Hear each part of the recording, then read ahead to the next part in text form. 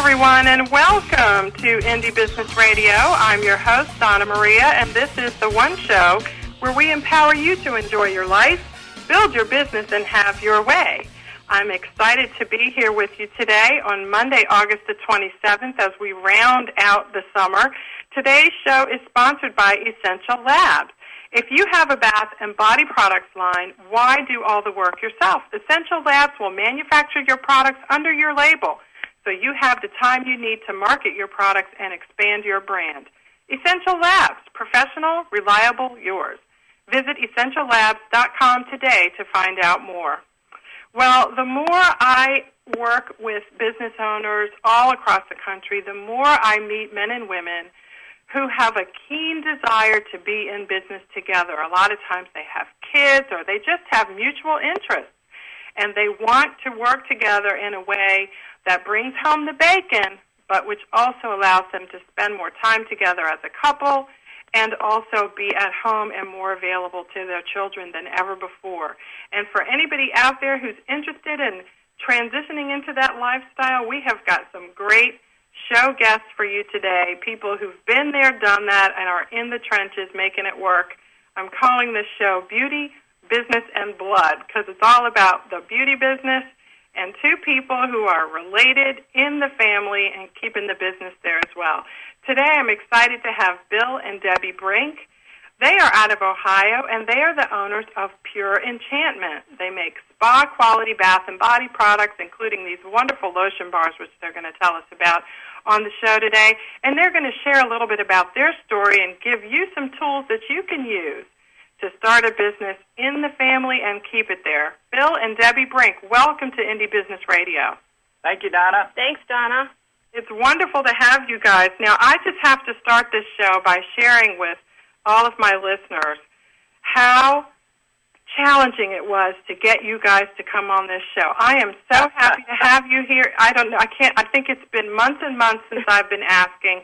And I always said whenever I got you guys on this show, I was going to start by thanking you so much for accepting my invitation. And I know part of the reason why it took a little bit of time is part of your story. So, Debbie, why don't you start us off by giving us a little bit of background about how you started your business and why it took so long for me to get you guys on this show. Okay, Donna, sure. Well, we were actually on a family vacation, looking for gifts to bring home to some of my husband's secretaries, and we saw a woman that had made natural soaps, and they were so pretty, and I'd never tried it, and we thought, let's get these. They were great. Of course, I had to get one for myself, and I used it that night, and, said to my husband, I said, feel my face. It's so soft and smooth, and never, ever went back to regular soap after that because my skin was just wonderful. I continued to talk to this woman that I had met in North Carolina, and she became my mentor, and we would visit her on vacation, and I kept saying I was going to do this when I retire, and lo and behold, I couldn't wait anymore. She says, go get this book and from Sandy, Maine, and I began reading that and researching and experimenting with recipes, and just it all began there. Well, that's so. Now, when was that, Debbie? When was the first time you decided to, you tried the soap and you decided to try some yourself? That was probably in 2000. Yeah, probably in 2000. Okay. So your background is, you don't have a body products business background before that? None at all. I was in sales with real estate. I worked for a title company and worked with the realtors and sales of homes. So that's what I was doing at that time. And how about you, Bill? What were you doing? Actually, I was in real estate also. I was managing a office for a larger company in the Cleveland area. So we were both in real estate. But you had nothing to do with beauty products, I guess, other than buying them off the shelf like everyone else. No. And so, what was it that made you think, and I know it's been several years now, it may take a little bit of effort to really kind of go back into your head, because so many people, see something or see a business model and they think, I'd really like to do that, but, there's a string of reasons why. So Bill, what kind of went through your head back then when you guys really started thinking, maybe we can make a business out of this? But you both had full-time jobs that were paying all the bills. Well, and I laughed because Debbie had mentioned to do it when we retire, and we have 5 kids, 18 and under, and I kind of looked at her and I said, well, babe, we're not going to be retiring anytime soon. It's going to be a while. Yeah. But she got the bug, and actually what kind of kicked it off is we did our daughter's craft show. She's a cheerleader, and Debbie whipped up some product, and we went online, made some labels on our computer, and the people loved it at the show. Mm-hmm. And that was kind of the catalyst that made us both start thinking, this has got possibilities. Mm-hmm. And then we did a lot of research into products and started looking at trends in the business, and natural products, not only in skincare but all over. Green is kind of the word now. Mm-hmm. We saw as an up and coming thing, and I had been in real estate for over 25 years, and I got to the point where you start hitting midlife and you start saying, okay, what are the things you want to do versus the things you have to do? And as we started talking to people in the natural skincare business, I mean, everybody was so friendly, and it was just a really nice feel. And we sat down over a period of time. Now, we first introduced a product in 2000. We didn't open our business till 2003. So let's talk about that, too. You mentioned you did a lot of research. So back then, Debbie, you're working a full-time job, I'm assuming somewhere around 9 to 5. When did you do all this research with 5 kids and a husband and a home to manage and goodness knows what else going on in your life? Well, I did it in the evenings, after come home, have dinner, homework, all that kind of stuff. And I kind of would research on the evenings and look at books and do it on the weekends and just kind of playing with stuff and experimenting, and did a little bit here and there wherever I could slip it in. And when you say evenings, you're not talking, 5:30, 6, 7 o'clock. No, I'm talking like midnight and, Well, let's talk about that for a second, because that may be one of the things. 5 kids, and you guys are married. There's 2 of you there, and they're not terribly young. At least the oldest ones aren't. So that may make a difference. But still, it's a lot of work, even just if you're not doing it. If someone's listening and they're thinking, I really want to start this business, but by the time I get my kids down, it's 10:30, and I still got loads of laundry to do. Was it a passion? Was it just you really wanted to eventually leave the job? What was it that really drove you at midnight? It was a passion. It was fun. It was, I just enjoyed it, and the more that I read on it, the more, I wanted to learn, and then I would work on something, and somebody may ask me a question. It was like, ooh, I'll check on that, or I might think of something, oh, this might be neat, or that might be a cool fragrance, and it was just like, it just kept getting bigger and bigger, and, then I found myself started thinking more about plans and goals and what I wanted to do with Pure Enchantment, and over my day job. I'd be sitting there, I'd be thinking about it, and we really did a good job separating it, but really, it was tough. Donna, there's 2 things I think that affected Debbie. Mm-hmm. One, her family background is entrepreneurial. Okay. And I think it's in her blood. Number okay. 1. Okay. And number 2, Debbie, you say, she was a sales background. Right. But she loves to cook and bake. Okay. Creating natural skincare products, I'd watch her formulate these recipes, mm-hmm. and it almost like she was baking a cake in her mind. Right. So I think those were the passionate things for her that she saw in the business, and it really got the bug. And, it's funny. When you own your own business, you complain about working 40 hours for a company, and then you put in 90 hours in your own business. But it's the passion that you're really not working. So does that make it easier to do, even though you actually may be working harder and longer? Oh yeah. do what you love what you do. And when you have a passion about something, and even if it's, working for, a corporation, I mean, if you're passionate about whatever you're doing, it doesn't seem like work. Right. So here you guys are, you're working full-time jobs, and what is that like? I mean, I know last week or week before last we did a show on moonlighting, and for those of you who, of course, want to go back and listen to the archives, you can listen to all the shows at indiebusinessradio.com. But we had someone who's actually chosen to continue to work full-time and start her business, and everybody on the job knows what she's doing. She talked to her boss about it, and maybe not everybody, but at least her boss knows. So tell me a little bit about how you guys made that kind of transition. Debbie, when you're sitting there doing your work in the middle of the day and a new recipe for a shea butter lotion bar comes into your head, I mean, what do? Jot it down and then get back to your work? Yeah, I mean, it was a lot of taking lots of notes or, just making lists of the things I had to do when I got home and, got to the point where I couldn't wait to get home. It was like, the day job began to feel like more of how can I go there when I've got all these other things that I need to do? And that was the difficult part. You want to juggle. You want to keep your family first and make sure that's good, and you want to have time for your business, but you can't slack on your day job because that's bringing in your paycheck, right. And you got to do a good job. And I always feel if you're working like that, you've got to. You've got to do right by your company, and you've got to do a great job there. And I always want to put in 100% of whatever I'm doing. Right. So you get to a point where you have to make a decision, and that's what happened with Bill and I. It began that we saw this company starting to take fold in places where people were calling, and I heard about it, and my skin is better, and all this stuff. And it was like, you know what?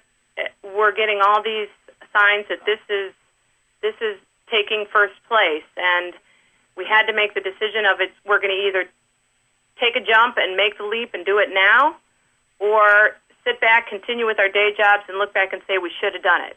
Yeah, because you guys played things really close to your vest for quite some time. I know I took note of your wonderful products and all the great things you were doing, goodness, well over a year ago. And I remember talking with Bill, and Bill, share with me some of the things that you were thinking when I said, come on a radio show and let me tell everybody about you on the World Wide Web. Well, the first thing I thought of is our bosses would be listening to your program, and that wouldn't be a good thing. Okay. Now, what was it that made? This was a conscious decision to keep those worlds totally separate until you were ready?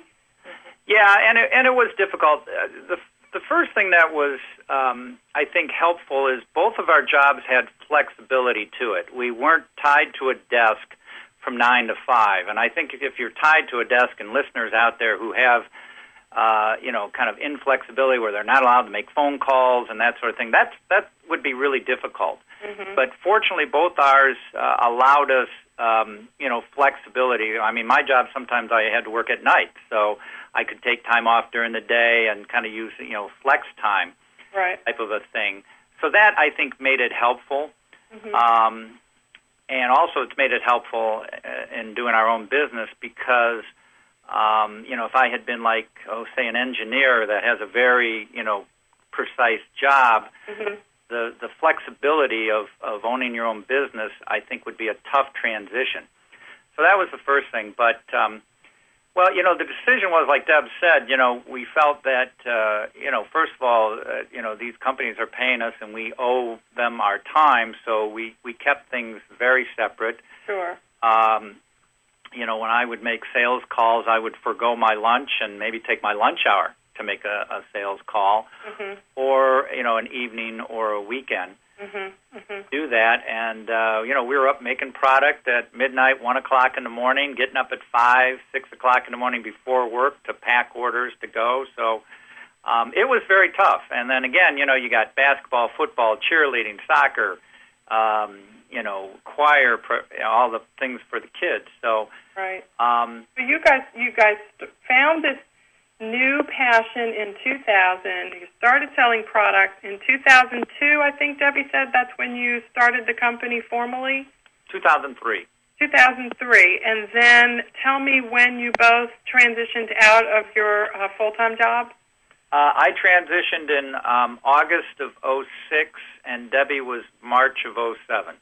Okay, so for anybody out there who's listening, does that seem like a long time, a short time? I know a lot of people think that, they're on a time frame, or when is exactly the right time to do it? How do you know when's the right time to say, okay, I've got this business to the point where I can leave the full-time job? What are your thoughts on that, Bill?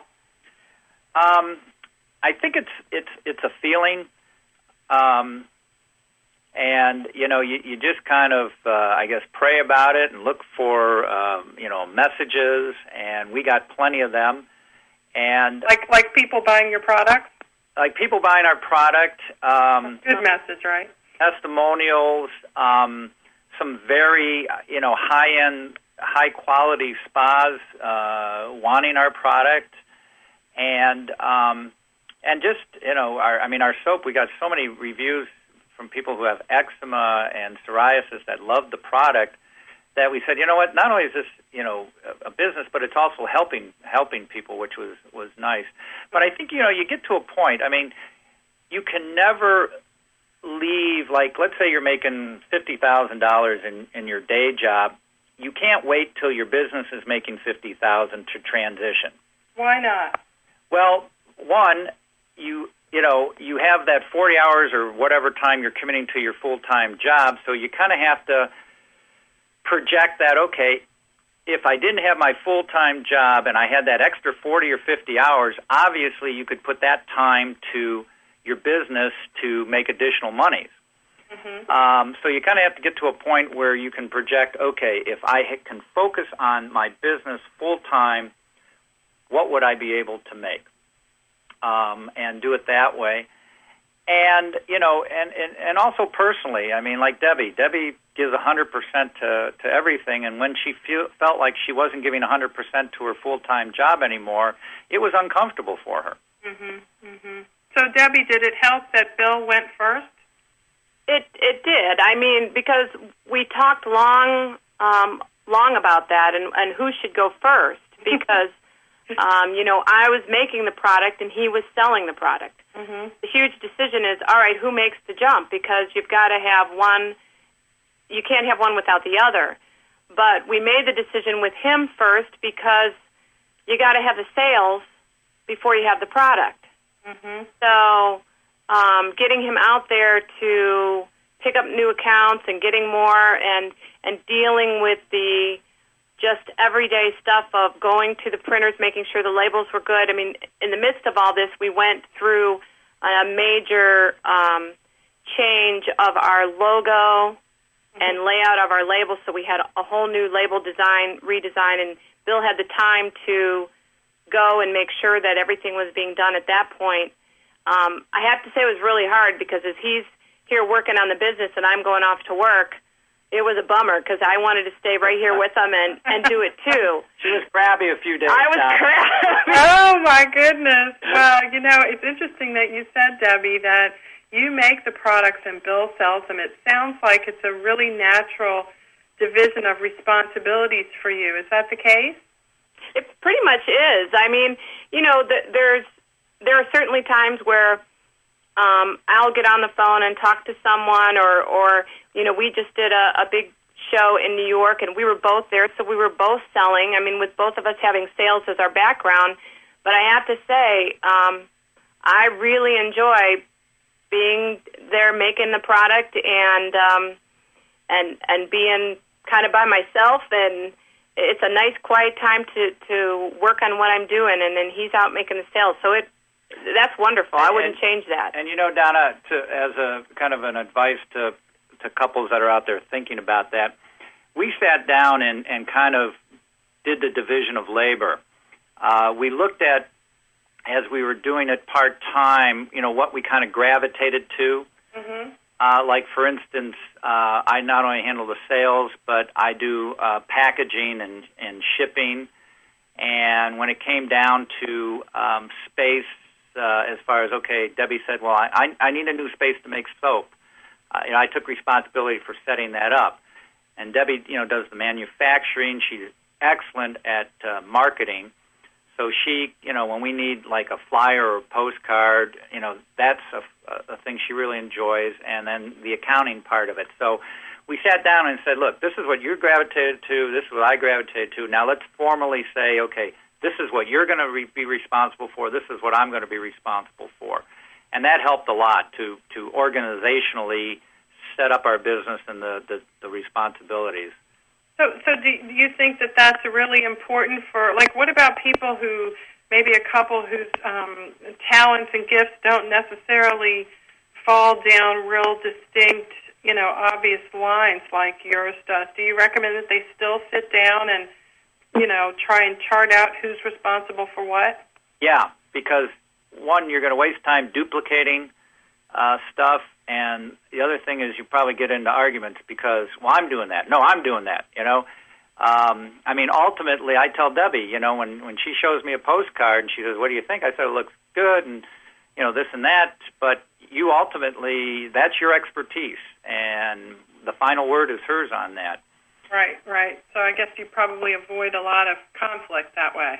Well, you do, and then, you wake up in the morning and all of a sudden, she's packaged some stuff, and I said, wait a minute, I was supposed to do, you avoid that type of thing. Mm-hmm. Whereas, Debbie wakes up and she sees some product that needs to be labeled, she says, that's Bill's thing. Right. So we don't, because I wake up with a plan of what I need to do. Debbie wakes up with a plan what she needs to do. And if one of us messes it up, mm-hmm. There's a problem. There's a problem, that's right. But, I will say a couple really important tips from making that transition to your full-time jobs and making that jump and leap of faith is what it is.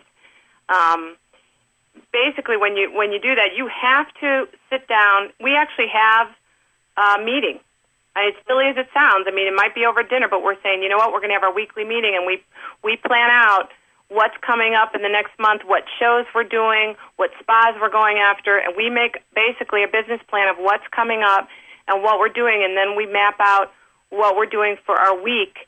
Because when you are working together from home with your kids, whatever it might be, you've got, this one's got to go to cheerleading practice, this one's got to be dropped off to golf, this one's got to be dropped off, and then you're looking around, you've got laundry to do. You have to make yourself an actual schedule on paper so that you get up and you get those things done. Otherwise, you get sidetracked, or maybe, someone calls you and they think because you're home, you can talk. Mm-hmm. And you've got to set those rules down, or your day is gone, and then you're short a day out of the week. Right. So having a schedule sounds like it's really crucial. What about for you guys?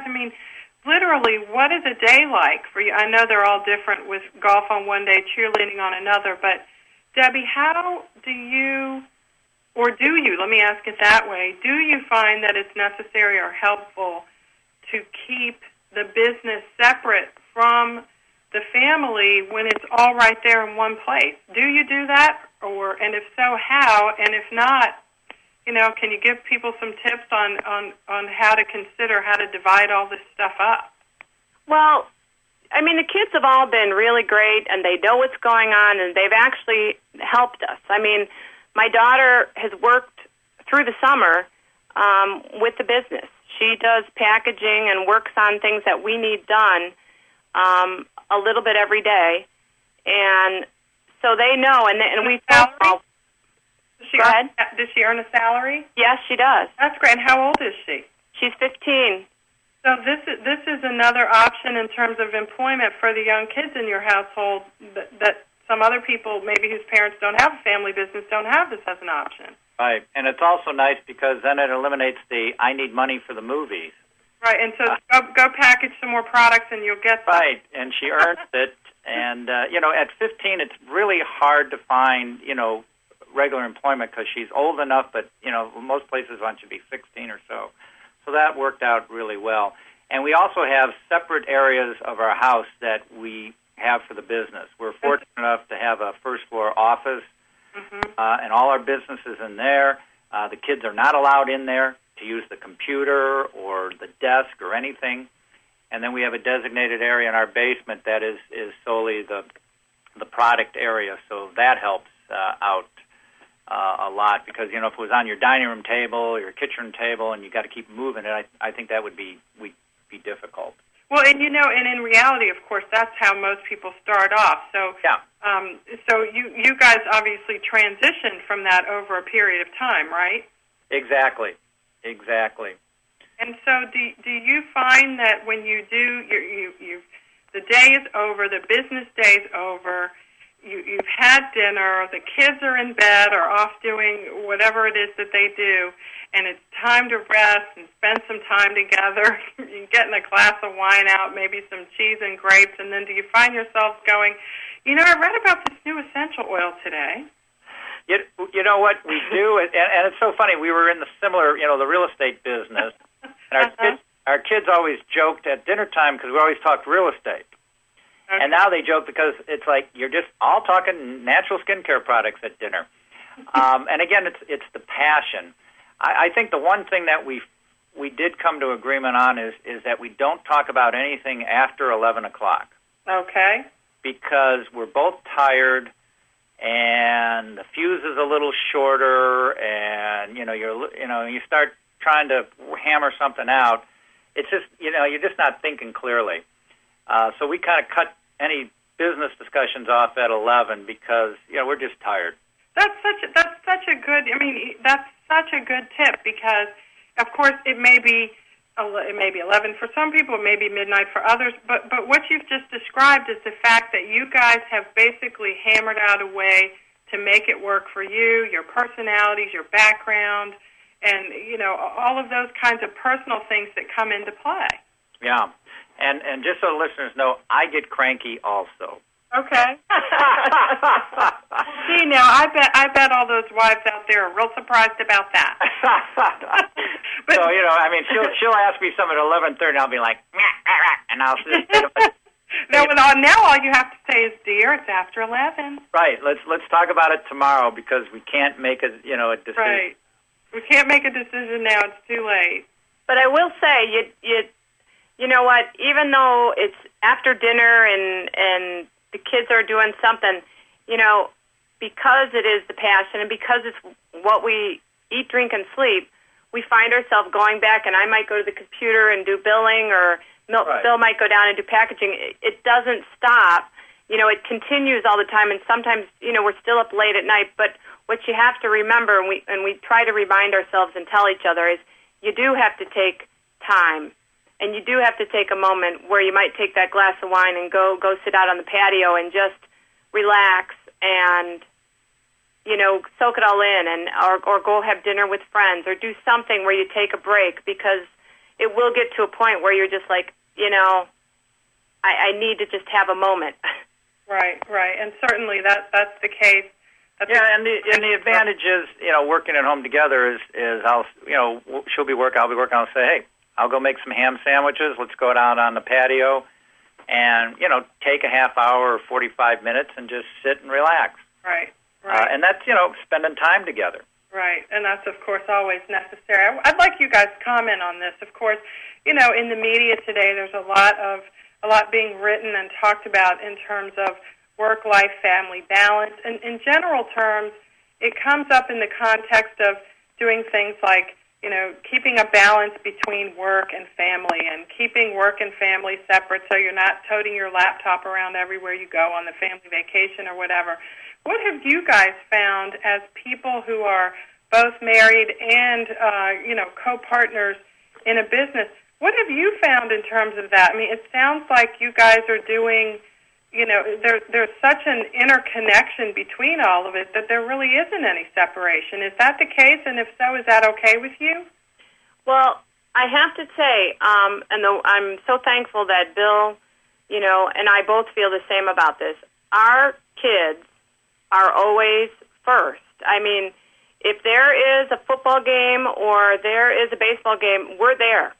I mean, we make our schedules so that we do not miss any of their events. And when we're at those events, we're not there with work. We are there to enjoy and watch our kids. I mean, we look forward to it. We love it. And, that's been so great with the business because it has afforded us to do it. But we also did those in our day jobs to make sure that we could be there for our kids because, in a few years, I mean, we just sent one off to college this weekend. So they're going to be off doing their things, and we don't ever want to miss it. And that is so important. And your kids, as much as they may say, I don't care, they do care that you're there with them, and that's important to us. And that. Yeah, Donna, I don't want it to sound like, eat, sleep, and, addiction to the business. When you have your own business, you live it. So, yes, you may get an idea at 8, 9 o'clock at night. But, when we go on vacation, we don't take laptops. We will check our voicemail maybe 3 times during the week, and we let all our clients know that we are shut down for the week. Mm-hmm. When we're at our son's football game, the cell phone rings. The cell phone doesn't get answered. Right, it just goes to voicemail. Exactly. Right. Unfortunately, in our technology, it's so funny. I remember when they said that the computers would allow us the 4-day work week. Yeah, right. And, now it's gone to the 7-day because people expect you to be available. Right, and they expect an email response now. Yeah, and if you don't call them back in 20 minutes, they're like, well, where were you? Well, you know what? So the old-fashioned value of, I was at a client's this morning setting up a new account, and my cell phone, I have it on vibrate. I looked down, and it was an important client.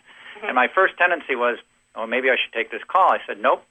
These people right here are going to get 100% of my attention. Right. And that's the same with our family. Mm-hmm. I mentioned, I was in the real estate business, mm-hmm. and I managed 50 realtors, and one thing that really drove me nuts, and I tell these people, they go on vacation, and they sat there on the beach with their laptop, and they'd come back, and they'd be as tired as before they left.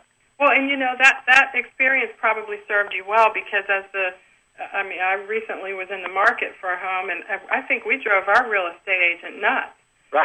I can only imagine, the demand because, and not only that, it's most people are looking for houses. They want you to show the house after they get off work. Oh, yeah. And you know what? Buying a house is an emotional buy, so they're very emotionally charged. Right. But actually, one of the things that prompted me to get out of that business was, again, I told I was managing 50 people, and a comment was made to my boss that, gee, Bill's spending too much time with his family. And I would take my flex time, and if my son had a afternoon football game at 4 o'clock or my other son a baseball game, I was there. Because like Debbie said, and cannot stress this enough, no matter what your listeners are doing, is that, you kids grow up in a flash of a blink of an eye. And you can't get those years back, so we always, hey, the business can wait. Somebody's order can get shipped tomorrow. But you know what? This cheerleading event is important.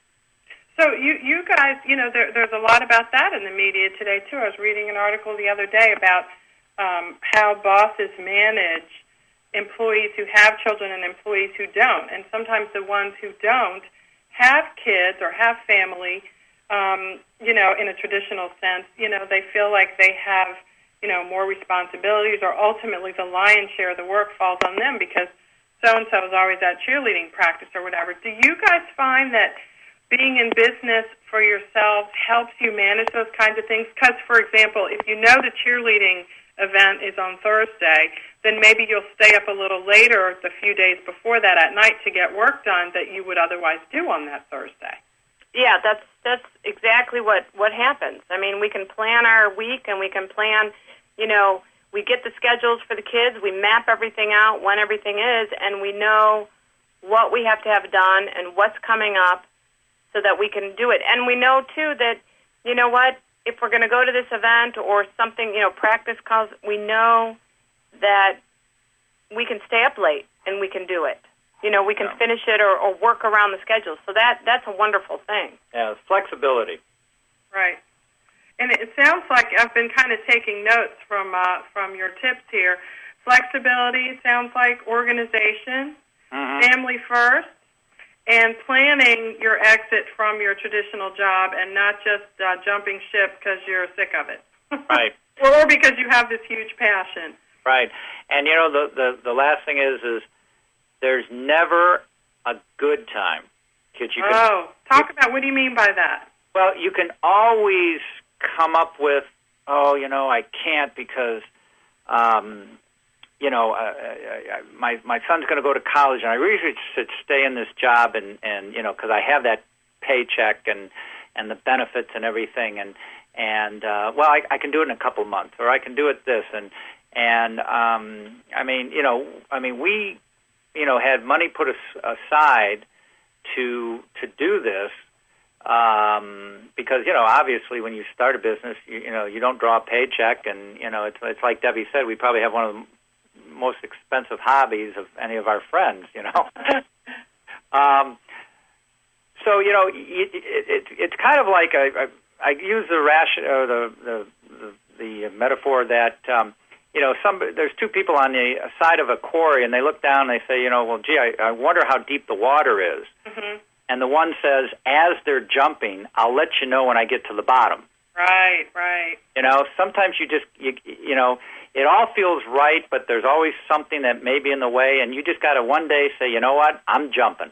Mm-hmm. And I got to tell you, I jumped into real estate from a traditional job because real estate is all commission. You probably know you're a real estate agent. She's on straight commission. Mm-hmm.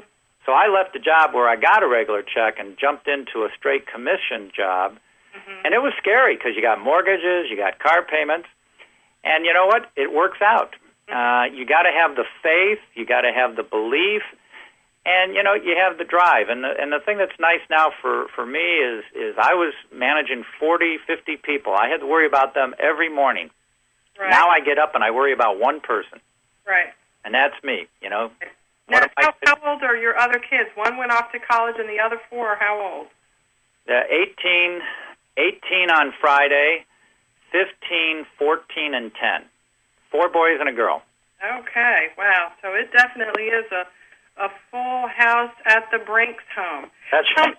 Tell me, you guys, a little bit about your products and where listeners can go to buy them. Our signature product is our shea butter lotion bars, and that is a solid lotion that comes in a tin. It pops out of the tin. It's not a balm. It actually pops out, and you rub it on your body. We have a body bar size and a hand bar size. It has shea butter in it. Actually has 30% shea butter in it, and it has avocado, jojoba, and almond oil, and beeswax in it. And we have 6 different fragrances, and we also have a fragrance-free. And also the same type of bar, we have a foot balm, which is a bar that pops out also, but it is a texturized bar that's great for your feet. For just either one of those are great for moisturizing on the go. They're airplane friendly, so you can take them through the security without a problem. Well, that's really important these days. It's very important, and we've gone through with a number of the tin because they're come in a tin, mm-hmm. And so they pass through, which is so great. You don't have to throw it away, and it doesn't spill. You can take them to the gym. You can put it in your purse. You can take it to work. It just, and guys don't mind because it's a tin, and they just pop it in their pocket. And you guys just came back from a trade show. Tell me a little bit about that. We did the Extract trade show in New York City. And you came back with how many new clients immediately off the bat? Immediately we came back with 10, and we've been back a little over a week, and we've got, 2 or 3 more orders from that. Wow. So that was very exciting. Was that your first Extract show? Yes. Awesome. Wonderful. We have done some other trade shows. That was the first one at Extract, and it was also in combination with the New York International Gift Show was going on simultaneously. So that was great. Well, and tell us, what's your website? It's pureenchantment.com. And so we can buy your products online, or can we go there and find out if there's listeners who would like to go to a spa to get some of your stuff, is there a listing there of spas that carry your products too in different states? Yes, you can order, we have a shopping cart. You can order online, or you can hit the store locator little icon, and presently we are in 5 states, and as a result of Extract, we're now international. We just got a location in Costa Rica and in Canada. They're not on our site yet, but if you can find a location near you, that's great, because we'd rather, we mainly wholesale and have our spas and salons, high-end gifts sell. But, we do have those people that, for instance, we're not in Iowa or, Missouri. Not yet. Not yet. That's true. And if there's anybody out there in Iowa and Missouri who has a spa or salon and, wants to carry the product. But, you can go online and order, and then we ship. And if you buy $40 or more, the shipping's free. And so, Debbie, what's one of your best trade show tips now that you're fresh from this trade show? Best tip. You probably have a lot of them, so you can just pick one. Well, you know what? I think you got to be organized and ready for the show. When you sign up for these shows, and you got to do your homework on the shows, because there's so many to do, but you need to really research it and find out who the attendees are, who's coming. Are they business owners, or are they just people in the industry? You want decision makers to come to these shows because you want them to meet them and rub elbows. And there's a lot of things at the shows that will help you, that you can get some free marketing by being in their directory or being on their online. And so you need to do that stuff up front and look at it. We learned that by doing a few shows in the beginning and not realizing that was available. And that stuff is very helpful, because the more you can get the name out there and the marketing out there that you're going to be there, and let your customers know, and let people know who you are before the show even begins. I think that's quite helpful. And you know what? My tip was, when you're at the show, don't sit on your butt. Don't sit. Okay, because most of the shows give you like 2 chairs. I tell the crew, take them away, because I watch other booths, and they'll sit behind their displays, and they'll let the people come to them. And when you're out there and you say, can I show you a lotion bar? And these are people that are about to walk by your booth. Right. And if you bring them in and start talking to them, suddenly you have a sale. Right. So, you don't want to be, there's that fine line of being, aggressive and being assertive. You want to be assertive, because these people are busy, and they just glance, and a lot of people think we just sell soaps, which, by the way, Deb didn't get a chance to mention. We have a great line of natural soaps and lip balms and liquid lotions in our product line. But, hey, you're paying the money for the booth. You might as well talk to people. So my best advice is throw the chairs away and be noticed. That's a good one. Throw the chairs away, get some comfortable shoes, and sort of, the watchword would be organization and assertiveness. Right. Those are really great tips. Debbie and Bill Brink of PureEnchantment.com. Thank you so much for joining us. I want you to keep up all the great work. I know a lot of people are inspired and encouraged by your story, and we really appreciate you taking the time to share it. Thanks for joining today. All you listeners out there, I want you to visit indiebusinessradio.com, where you'll be able to download or stream this and all the radio shows I've had with so many great guests who have been inspiring and encouraging all of us to enjoy life, build business, and have our way. And I also would like to invite you to visit our blog at indiebusinessblog.com. We are giving away entries to win a $100 gift certificate from Staples. Go to indiebusinessblog.com and check it out. And I want to tell you what's coming up on Indie Business Radio over the next couple of weeks. On September 10th, Sean Gilliland will be here to tell us how to mind our manners, how proper etiquette can enhance your business. On September 17th, the authors of a new book called Work It Girl will be here to tell us how women of color achieve professional success. And on September 24th, the Indie Beauty Network's own author and member, Dawn Fitch of Puka, Pure and Simple, will be here to share her tips on how to achieve success in the indie beauty business industry. I hope you guys will be here for that. I will be here, and I'll be looking forward to seeing you then. Until then, this is Donna Maria signing off. Enjoy your life, build your business, and have your way.